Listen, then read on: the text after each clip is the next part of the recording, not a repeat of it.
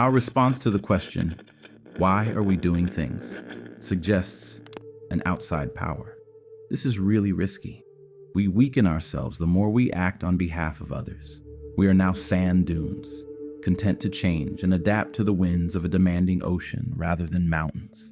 We are rewarded, but destroyed with every new shape.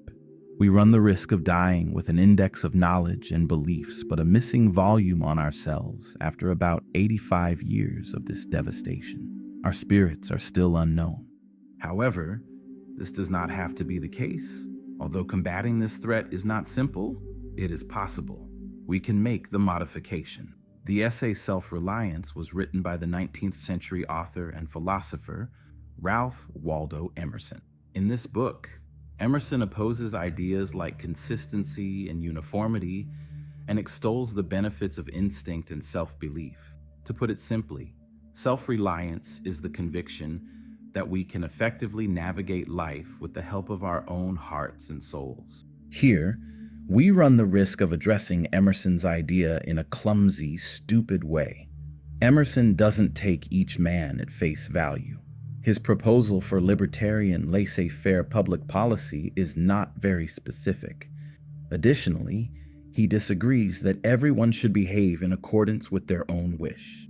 Emerson's independence does not equate to naive faith in oneself. It is more of a fundamental change in the way we view, think about, and value the world than it is a useful manual for navigating the tangible realities of daily life. One way to characterize Emerson's independence is as a diligent protest against considering oneself a completed product. Instead of clinging to values out of conformity or dogma, we should follow our intuitions and instincts. We must set out on a never-ending search to reject conventional wisdom in favor of a more genuine wisdom that accurately reflects our own experiences. Emerson's statement, "Even though the wide universe is full of good, no kernel of nourishing corn can come to him, but through his toil bestowed on that plot of ground which is given to him to till," may be the finest way to express the idea, if not in a cryptic way. Instead of passively accepting the things the world tries to impose on us, we must discover our identities, values, and even our behaviors by the struggle of living. According to Emerson, our instincts are a form of brilliance that cannot be explained by empirical evidence, scientific research, or even tangible outcomes. More than the brilliance of the firmament of bards and sages, he observes that a man should learn to recognize and observe that glint of light that flashes across his mind from within. Each of us possesses a sublime genius. No matter how strongly the outside world urges us to fight our urges, we know what we must do, what we want to do, and what we believe. Emerson's self-reliance is in acting in a way that is honest to our own senses and to our creativity. Think of your intuition as a weapon. It can pierce the most repressive powers in our world if it is sharpened, sustained, and honed. However, the world is like a stone that dulls the sword every time we try to cut through these things. Our own weapons become blunt and ineffective if they are completely ignored and neglected. The world expects obedience, consistency, and conformity. All of these stones dull our blade and make it harder for us to follow our own inner guidance. But we can really win if we can hone our instincts to the point where they can cut through these things. Where is the poet who taught Shakespeare? Emerson asks. We reach a new level of excellence when we act on our own instincts and express how we truly feel.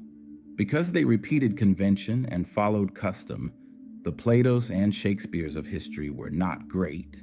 On the contrary, their magnificence came from the way these things buckled. It was the all-encompassing remedy for their own souls.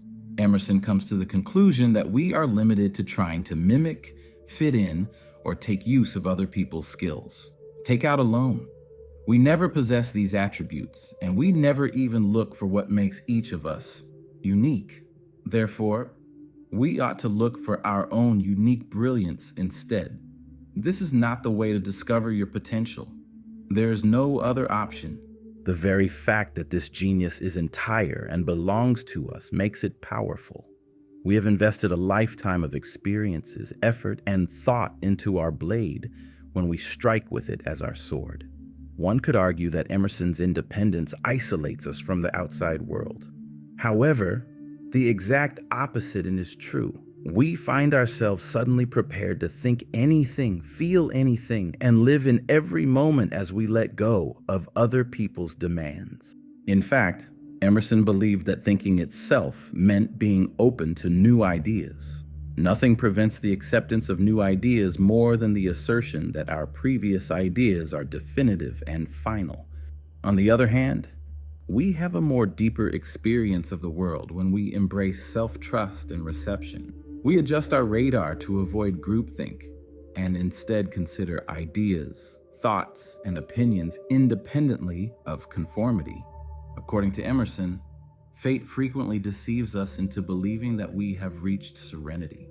He writes, "A political triumph, an increase in rent, the healing of a sick relative, the return of a buddy you've been missing, or any other positive event lifts your spirits and makes you believe that good times are ahead.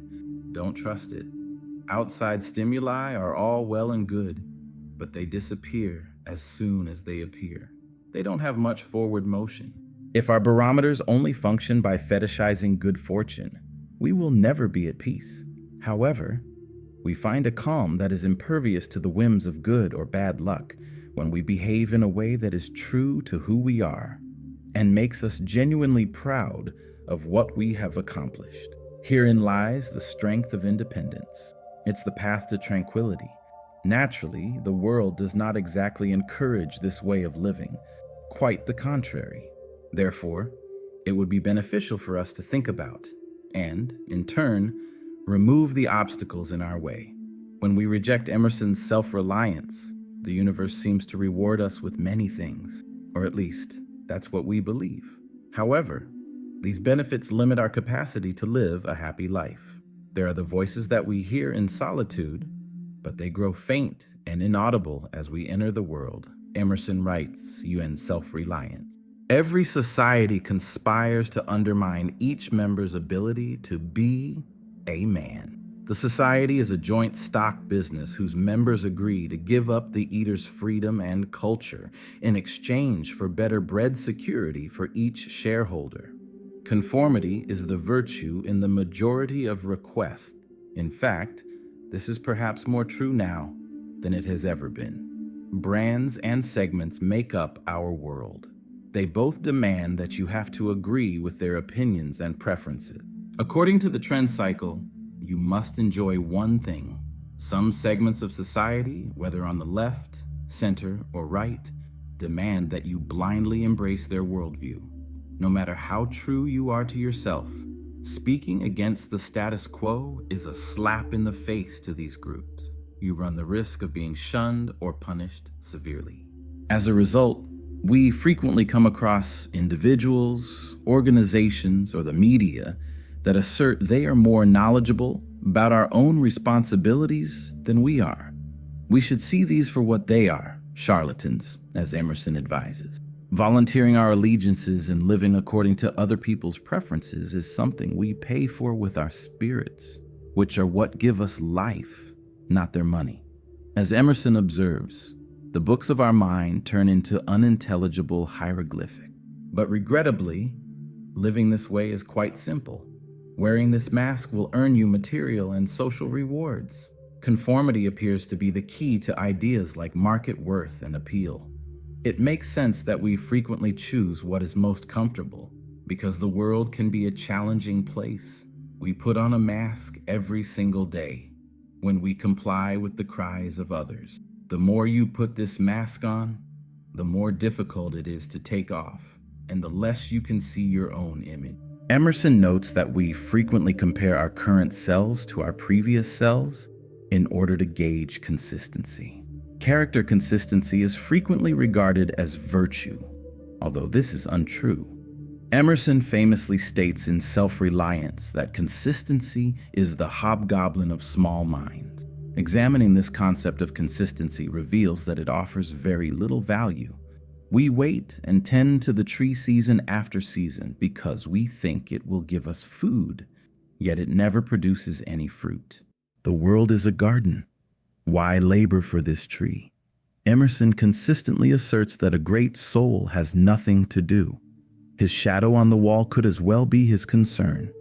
Growth is neutered by consistency. In a world that is changing every day, we become slaves to the past and outdated concepts. The soul must move in tandem with society and the world.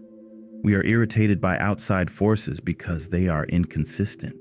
We might hear from someone else that we said X yesterday, but Y now? It's okay. As Emerson points out, other people only work with a little amount of data. They are not aware of the intricate internal dynamics and situations that you go through. They are just aware of what you say and, at most, the smallest glimmer of your ideas. However, you are aware of the motivation behind all you do. They cannot see a map, but you can. You will undoubtedly be misinterpreted if you choose your today over your yesterday. But so what? As long as you know yourself, you may be misunderstood. Emerson goes on to say that striving for consistency results in an illusion that is incredibly simple to spot. The soul is necrostic, he claims. Our genuine selves appear the same from every perspective, regardless of what we say or do on any given day. Your soul is represented in a deeper, more enigmatic location, rather than through words or deeds. According to Emerson, mankind do not perceive that virtue or vice emits a breath at all times.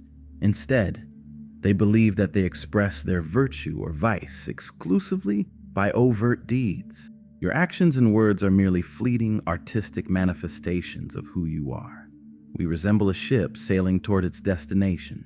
As we avoid shallow areas, weave around coral, and change direction with the tides and currents, the trail appears tattered and zigzag.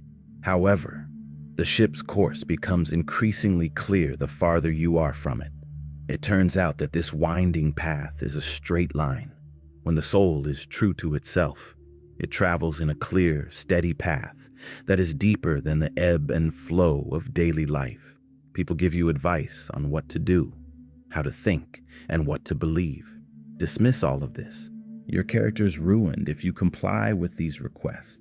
We become part of a herd when we blindly accept the opinions of others. Our sense of identity is lost. We become incapable of being human at all. This kind of compliance may give us some aesthetic benefits, but in reality, it deprives us of the ability to make a meaningful impact on the world. We become incredibly predictable as we proudly categorize and name ourselves. If everyone already knows what you're going to say, why should they listen to you? If others already know what you're going to do, why should they be wary of your behavior? Think about nature. Its people are what make it lovely. An ant is lying on the ground, a dove in the sky. Africa's wild dogs are found on land, and pods of dolphins leaping with the tides in the water. Tropical beaches are balanced by snow-capped mountains. Furthermore, everything's opposites add beauty to it. A world full with people is the same. Each person's voice is music, and everyone's ideas are like the dolphin, the dog, the ant, and the dove. However, our world becomes monotonous, stale, and repetitious if we allow ourselves to become a herd of herds instead. We are not in love with each other. We adore slogans and teamwork. There are billions of people in the planet. However, we cut that number down to 3 or 4 very quickly. There is no need for armies in the world. We weaken when we recruit each other to the banner, as Emerson points out. Every viewpoint has an opposite, which can occasionally be equal. One will suffer if we select one. One will suffer if we select another. We have to acknowledge this as the way things are. There is opposition to every position. Every stance is extreme. Antagonism is necessary for all points of view. Contradictions do not have to cause us to joy or cry. Self-reliant and responsive men make deliberate decisions while acknowledging the validity of competing viewpoints. Groups that profess to have perfected their ideas should be avoided. This task is not feasible. Being receptive allows us to identify and even comprehend the ideas of others. We are able to recognize their shortcomings, their benefits, and what our souls wish to acquire and give up. The world enjoys using our regrets as evidence of the validity of its standard operating procedures, conformance, systems, and syntax. However, don't let this serve as evidence. Our life experiences are ruined by societal expectations. They can drive us to despair and up the ante. Everybody makes mistakes. Unavoidably, we will. We get unhappy when we fall short of what the world wants us to do. However, consider the individual who, according to Emerson, is solely motivated by his own soul and not by social norms. He may have a dozen occupations in his life, and each time he lands like the house cat on his feet, he remains unfazed by his alleged failure. He doesn't put off living because he is afraid of failing or because he is unhappy after failing. Rather, he just lives. An awkward interpretation of self-reliance would seem that Emerson simply rejects the idea of charitable deeds completely in one of his more contentious moments. However, this is untrue. There is a class of persons to whom, by all spiritual affinity, I am bought and sold, he says in Self-Reliance. If necessary, I will go to prison for them. He rejects the wanton institutionalization of good deeds, the notion that we are good people only because we can pay a tithe rather than charity. Emerson disagrees with the notion that we must be compelled to give to charity out of duty or compulsion to follow social norms. Whether it's through political campaigns, charities, humanitarian operations, or educational institutions, we are so ready to cover other people's misery. We make our lives into a show by publicizing our involvement in these activities. However, as Emerson points out, life is not for show, but for itself. Goodness that has been purchased, paid for, and disseminated to the public is not at all good. Act on your soul's guidance rather than being good because the world demands it or because you feel forced to. Hurl yourself at those causes and individuals who are worthy of your creativity and disregard the others. To recap, Emerson's idea of self-reliance is not straightforward. It has anatomy, just as the most complicated things. The three components of this anatomy are receptiveness, self-criticism, and self-trust. If I live entirely from within, what have I got to do with the sacredness of traditions? Writes Emerson. But these impulses may be from below, not from above, my friend proposed.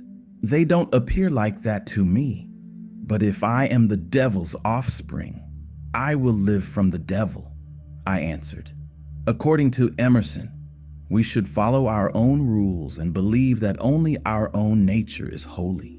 He expresses his embarrassment at how readily we submit to titles, insignia, institutions, and society. Emerson himself succumbs to this, observing that articulate people influence him more than is appropriate. Overall, though, we ought to oppose this. We have only ourselves to live for, by, and with. According to Emerson, there is a benefit to this kind of goodness. Not everyone will find it acceptable, and it might not always adhere to the recognized standards of appropriate behavior or custom. However, it is beneficial and will bring us to heaven. The part that self-criticism plays in Emerson's concept of self-reliance should also not be disregarded. He doesn't advise us to accept whatever conclusion we come to mind without question. He doesn't demand that we're all flawless. Emerson informs us that the way of life is abandoning in another work titled Circles. We must always be prepared to let go of outdated concepts and adopt fresh ones. Stale ideas cannot serve as an anchor for us, or we will eventually become stale ourselves. We ignore the new stuff that we may otherwise experience because we are shackled to the past. Being independent doesn't mean that I'm always correct. I can always be correct. We may become more aware of the world and investigate the countless new concepts that our environment will offer if we follow our gut feelings and know when something feels off or untrue. Vanities that our society is so eager to reward, such as pride or consistency, limit our capacity to alter our opinions. Thus, we must fight against them. Truth is our aspect of life, according to Emerson in another essay titled Intellect. However, the truth becomes twisted and becomes deception rather than truth itself if a man focuses all of his attention on one component of truth and devotes himself to it for an extended period of time. Truths become lies when we cling to beliefs out of conformity, acceptance, or just because we're lazy. We harm the world as a whole in addition to ourselves. What use does an echo-based society serve? On the other hand, we create the new when we critique the things we value most. We make the world a quantifiably better place and raise the value of our souls. Alongside self-criticism, we also need to be open to new ideas at all times. Emerson observes that the strength of opposing viewpoints is not just hostile, but rather serves as a counterbalance to our own. Regularly voicing our opinions honestly versus those of others allows us to reevaluate and comprehend not only how we feel, but also why. Despite his strong conviction in reception, Emerson does not beg us to remain neutral. Rather, we need to understand that almost every proposal we have will be accompanied by opposition, because it is this difference that transforms our reality from grayscale into a bright garden of individualism. We should find satisfaction in this diversity of ideas. Don't be shocked by rebuttals. Acknowledge them and acknowledge that no opinion is perfect. We have yet to discover the most remarkable aspect of Emerson's self-reliance, despite the fact that it provides a lovely lens through which to view the world. Although Emerson's suggestion of reshaping the mind is not simple, it is incredibly feasible. We don't have to sit around and hope that society will evolve in a way that suits us. The world shifts. It deteriorates on one end while growing on the other. Society discards the old and adopts the new. Tomorrow, the greatest material accomplishments of today are dismissed as outdated, archaic, and pointless. These material objects, innovative ideas, and groundbreaking technology are transient. Rather, they are man's creation. The great genius returns to man, writes Emerson. Emerson understands that we don't have to fight to alter the world because we are merely fragments adrift in this mess. Alternatively, we can make internal changes. In this always changing environment, we have the power to alter how we live. Emerson's advice isn't as universal, it's personal. Indeed, we see a dependence on oneself when we examine brilliance. Great artists don't let other people's opinions interfere with their expression. The greatest scientists are driven by an inner compass that guides them toward the truth. For Emerson, the idea that great men are born at the proper time is a myth. These people wore the same costumes, gadgets, and accessories that we identify with the greatest figures in history. Their souls are what make them amazing. According to Emerson, the soul is light, whereas time and space are merely physiological hues created by the eye. It is day where it is. Emerson is not so foolish as to imply that every man may be a Joan of Arc, Galileo, or Shakespeare. He doesn't say that everyone is created equal. Rather, we all possess greater power than we realize. We are not empty canvases on which the world can write. Rather, we are writers from birth. We must take control of our lives and not blindly submit to authority figures or social conventions.